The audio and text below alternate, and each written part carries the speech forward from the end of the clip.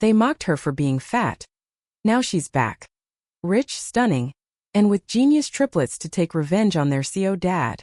Fire, this is the glow-up they never saw coming.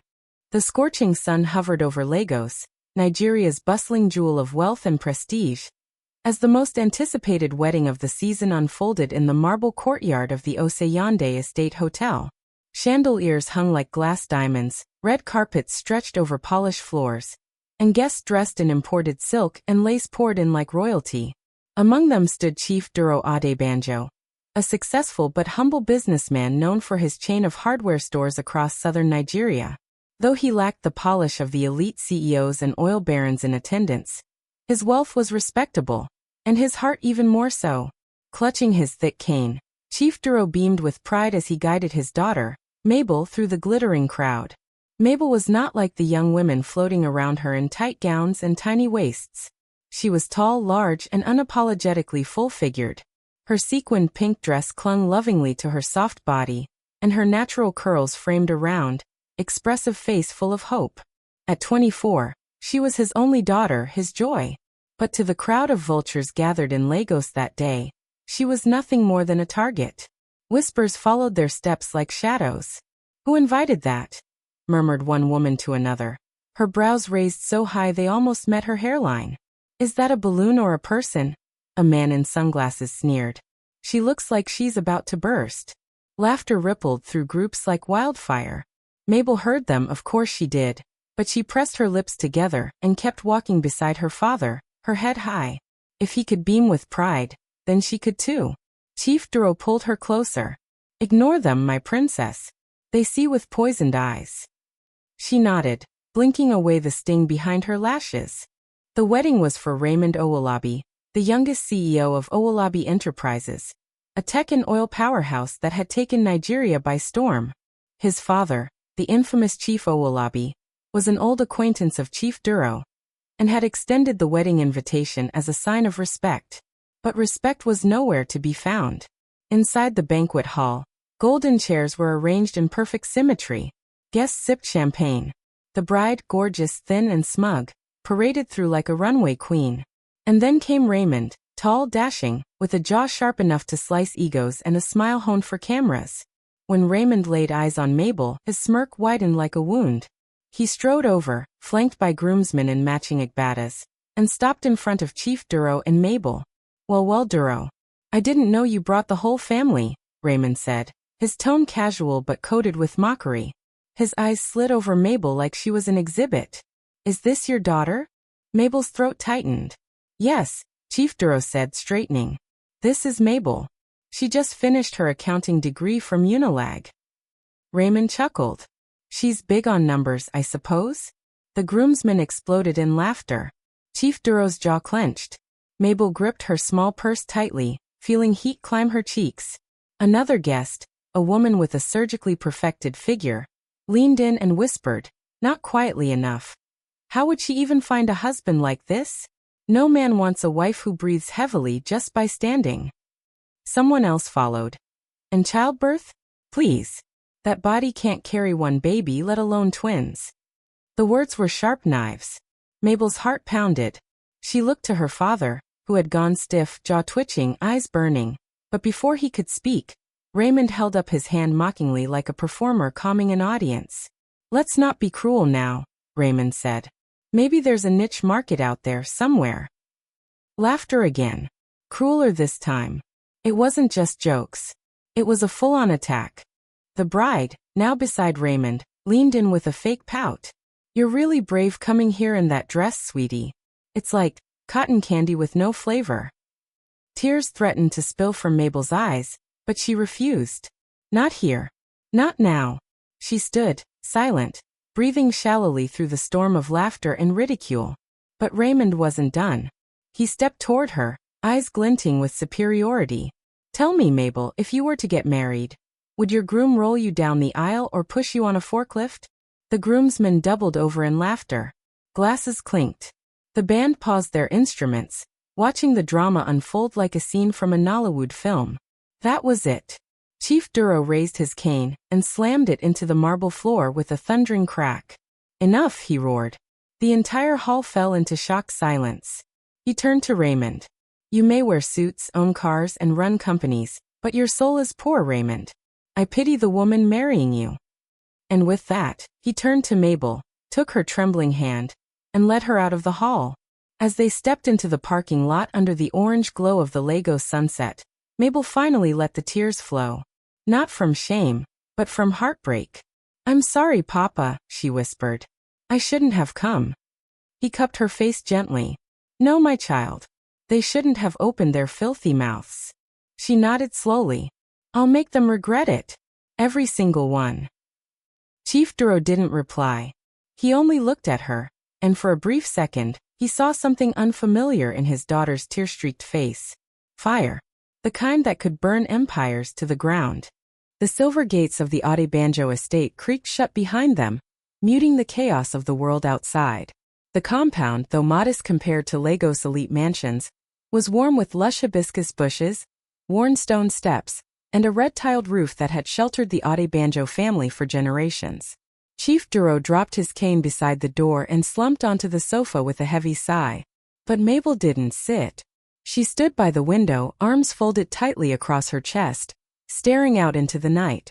The moonlight shimmered across her cheeks, revealing fresh tears glistening like betrayal. Papa, she said softly, why did you take me there? Duro sat up, alarmed. Because you're my daughter.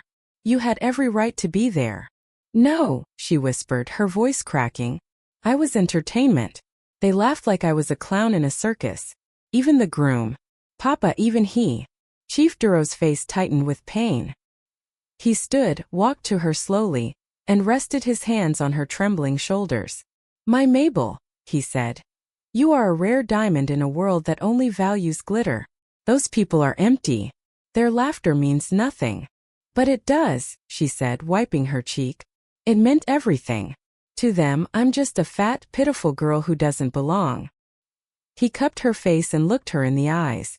Listen to me. You are kind. You are brilliant. You are strong. The world doesn't get to decide your worth. You do. Mabel nodded slowly, but her heart remained shattered. For days she stayed locked inside her room. The bright floral curtains she loved so much stayed closed. Her favorite records, Afrobeat ballads and soul music, gathered dust on the shelf. She wouldn't eat more than a few bites, and her phone remained off, buried in the bedsheets. Chief Duro tried everything. Brought her pastries. Told old stories. Even brought in her childhood puppy from the countryside. But Mabel just smiled faintly and returned to her silence. Outside, the world spun on. But inside her mind, the laughter from that wedding hall echoed relentlessly. It was nearly 2 weeks before she stepped outside again. Her father had gently nudged her. Come to the market with me.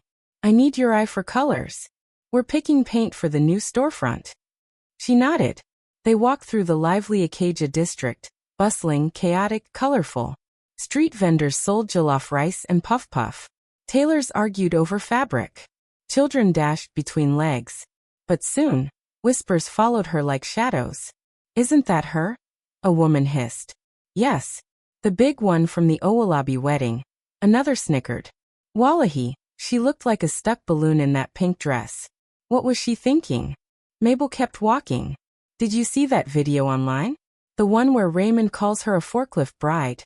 Someone said loudly behind her. Her steps faltered. Her father paused, gripping her hand. Ignore them. They're fools. But it was hard. She saw them. Men and women in stalls, giggling and nudging one another. A group of teenage girls held their phones up, pretending to snap selfies, but clearly aiming at her. One of them muttered, she should have stayed inside. What's she even doing here? Mabel wanted to disappear. That night, Chief Duro made a decision. He handed her a small stack of papers and a soft smile. Help me at the office. It'll distract you. And it's time people saw who you really are. Mabel hesitated. She had always worked behind the scenes in the family business, balancing ledgers, managing orders, but never at the shop. But something inside her stirred. A small voice. A flicker of pride that hadn't completely died. I'll try, she whispered. The next morning, she walked into the Adebanjo hardware flagship store in Yaba. Her hair was wrapped in a colorful geli, and she wore a long floral blouse that flattered her curves. The shop buzzed with staff, mostly men and customers. Chief Duro introduced her proudly. "This is Mabel Adebanjo. My daughter. Our new assistant manager." Some staff clapped politely. Others exchanged looks. Throughout the day, Mabel worked tirelessly, checking inventory, balancing spreadsheets, consulting suppliers. She was sharp, articulate, and professional.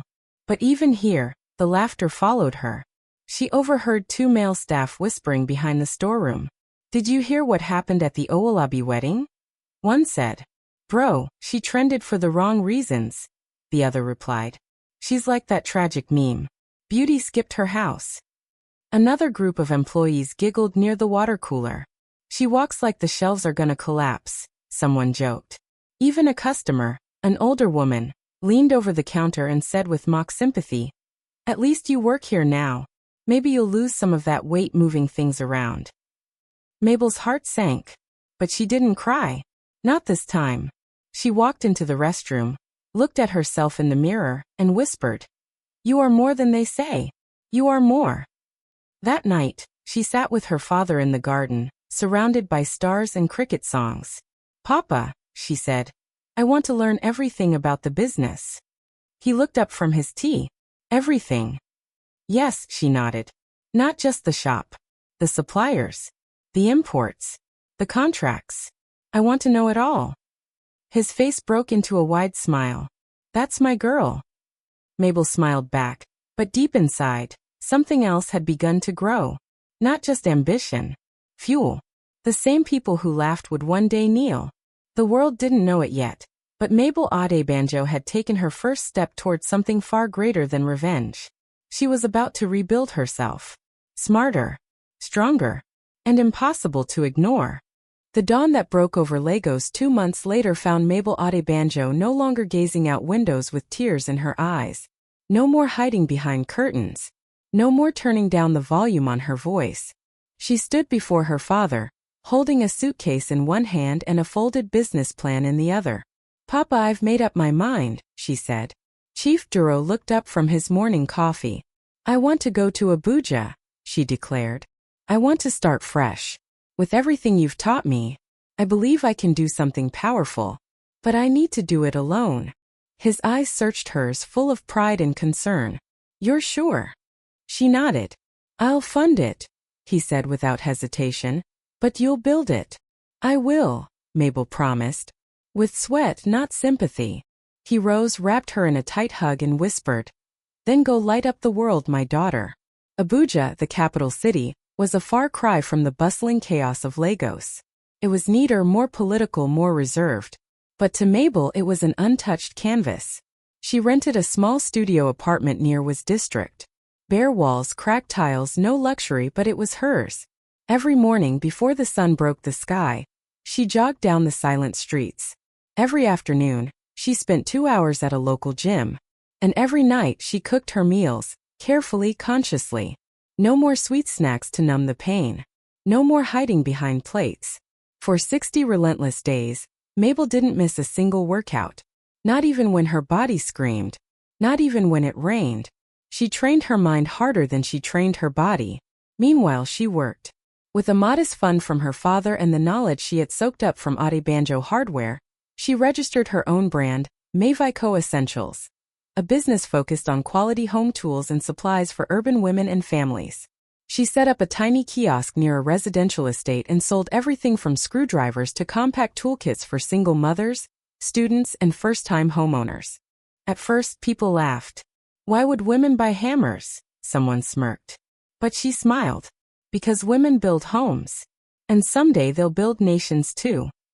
She offered free demos, partnered with a few influencers, and used social media to reach Abuja's rising class of DIY-savvy customers. And people started to notice. 2 months passed. Mabel, now 50 pounds lighter, walked differently. Her steps held purpose. Her face glowed from within. She no longer hid behind oversized dresses.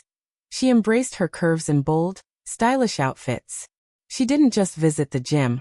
She owned her space there. Other women watched her transform, and soon, she started a small wellness group to guide them. Mabel wasn't just changing her body. She was rewriting her narrative. Mayvico Essentials began to grow. She moved from a kiosk to a boutique space in Jabi.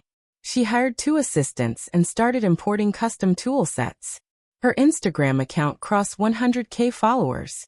One day, a high-profile real estate firm reached out for a bulk order. Another week later, she was invited to speak at a women's entrepreneurship panel.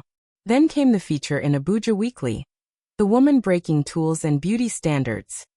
Soon, the same businessmen who once overlooked her father's humble legacy began reaching out. They invited her to brunch, to charity events, to investor dinners. "Your mind is so impressive," they said, sipping wine. "I see brilliance in your eyes," one whispered. "Maybe we could discuss more personal partnerships?" another hinted. Mabel smiled politely, but inside she laughed, because she saw through it all. They weren't falling for her ideas. They were falling for her bank account, her beauty, her story. They didn't love her. They loved her after. After she got skinny. After she became rich. After her name made headlines. But where were they when she needed kindness, not compliments? Where were they when she was the joke of a CEO's wedding? They were watching, laughing, pointing. And now they were proposing. One evening, after sealing a huge contract with a national construction brand, Mabel sat alone on her apartment balcony, overlooking the city's glittering skyline. She sipped her hibiscus tea slowly, thinking about Lagos. About that day. About the humiliation. And about him, Raymond Owolabi, the arrogant CEO groom who had laughed the loudest. He hadn't seen her since. Did he even remember her name? She'd heard rumors his marriage wasn't going well. That he was facing a business lawsuit. That his investors were restless. But she didn't care. Or at least, that's what she told herself. Until a message landed in her inbox the next day. From Raymond Owolabi. Subject: Business Synergy Proposal. Message: Dear Ms. Mabel Adebanjo, I hope this message finds you well. I've been following your business journey and I must say, it's impressive. I'd love to discuss a potential partnership opportunity between Mayvico and Owolabi Industries. Perhaps over lunch this week? Mabel stared at the screen. Her breath caught. He didn't recognize her. He had no idea. And suddenly, a small, wicked smile played on her lips. It was time to rewrite the story. But this time, she would hold the pen. It was one of those Abuja nights when the air carried the distant scent of roasted maize and incoming rain. Mabel was driving home from a late investor meeting. Her thoughts tangled in reports and next quarter goals. Her car, an elegant black SUV, hummed down the smooth but quiet Gorimpa road. Then, without warning, it shuddered. She frowned. Lights flickered on the dashboard. Not now, she groaned. She pulled to the side and stepped out in her heels, glancing around. No cars. No cabs. Just the lonely sound of distant crickets and her hazard lights blinking into the dark. And then a motorbike pulled over behind her. A tall, warm-eyed man removed his helmet. He wasn't flashy, faded jeans, a modest polo shirt, but his smile was kind. "You all right, madam?" he asked. "My car just died," she said, cautious but not rude. "I can take a look," he offered. He didn't touch her, didn't overstep. Just quietly knelt by the bonnet, examined a few cables, then tapped the battery. "There," he said, wiping grease off his hands. "Temporary fix, but enough to get you home." Mabel exhaled. "Thank you. I live nearby. Let me drive behind you just in case." "No need," she said, then paused. "Actually, it's dark. You know what? I'd rather not risk it. Could you drop me instead?" He smiled. Of course. Inside his small old sedan, the air conditioner barely worked, but he hummed to old tunes and didn't ask a single personal question. When he dropped her, he simply said, "My name's Joshua Musa, by the way. I'm not rich, but I fix problems. And I believe in good days." Then he drove away. Mabel stood outside her gate, a small smile on her face. The next morning, Joshua put on his only iron shirt, tucked in his resume, and began another round of job hunting. He had been laid off from a construction firm months ago, and Abuja wasn't kind to the unemployed. He visited 10 companies that day. All rejected him, overqualified, underqualified, no vacancies, come back later. By 5 p.m., exhausted and dusty, he stepped into the last office on his list, Mavico Essentials. He handed his CV to the receptionist with a polite nod. Behind the tinted office glass, Mabel was holding a meeting. She saw him. Her heart skipped. "That's him," she whispered to her assistant. "The one from last night." Her assistant blinked. "You want me to? Hire him. Start him tomorrow. I don't care what position. Just see how he works."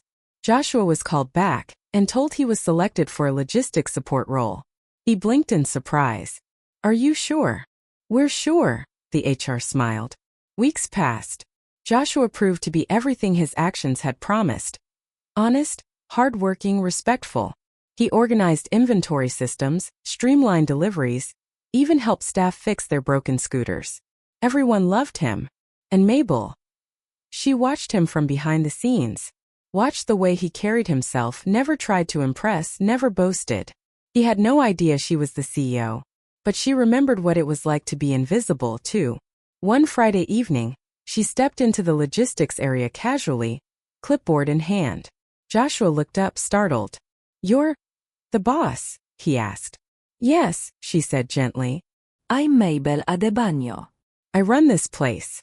He rubbed the back of his neck. "Wow, that's unexpected.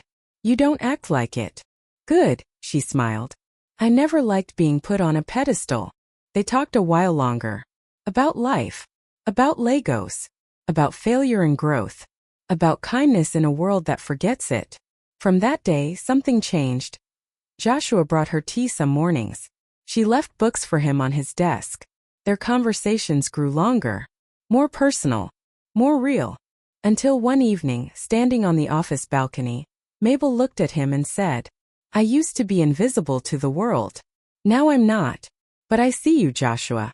I saw you even before you knew who I was." He swallowed. "I'm just a simple man, Mabel. I don't have status, but I've got loyalty. And love, if that's something you're offering." She stepped closer. "It's exactly what I want." They got married in a grand celebration that left Abuja speechless. Media outlets covered it with glee. Billionaire CEO marries honest worker.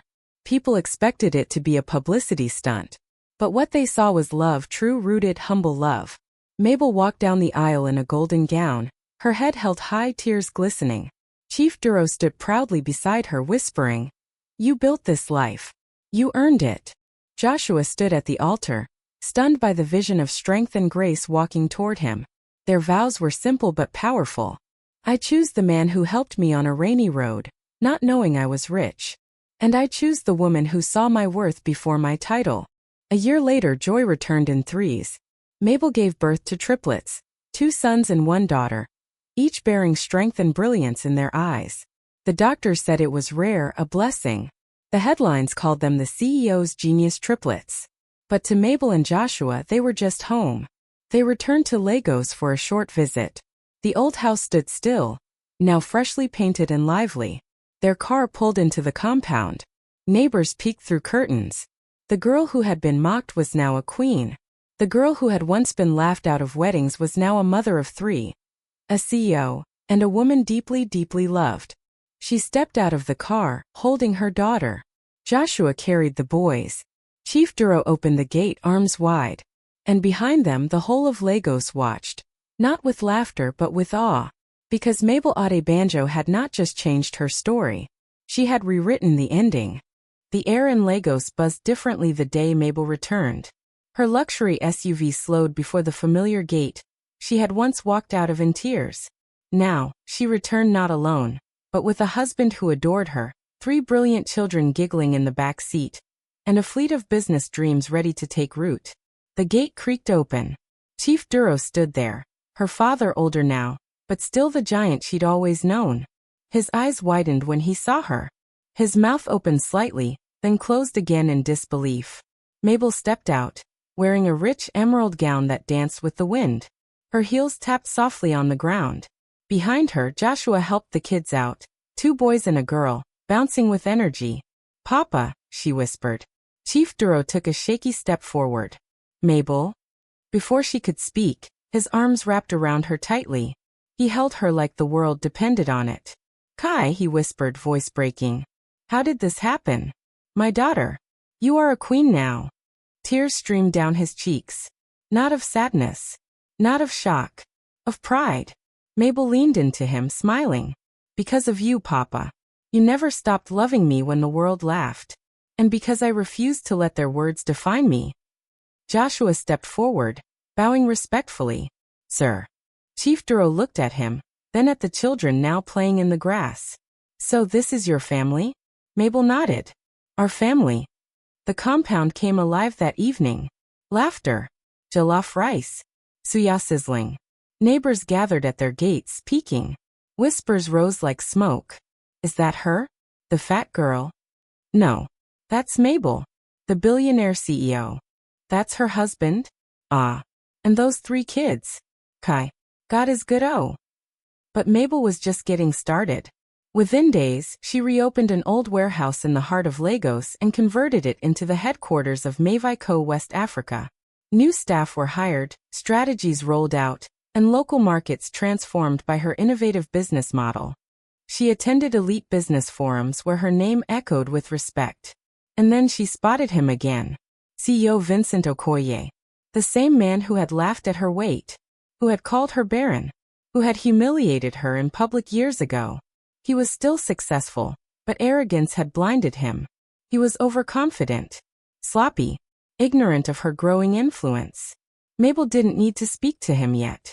She let her money speak first. Quietly, through dummy investors, she began buying shares in Okoye Global Holdings, his company. Slowly. Strategically. Month after month. She bought 5%, then 10%, then 25%.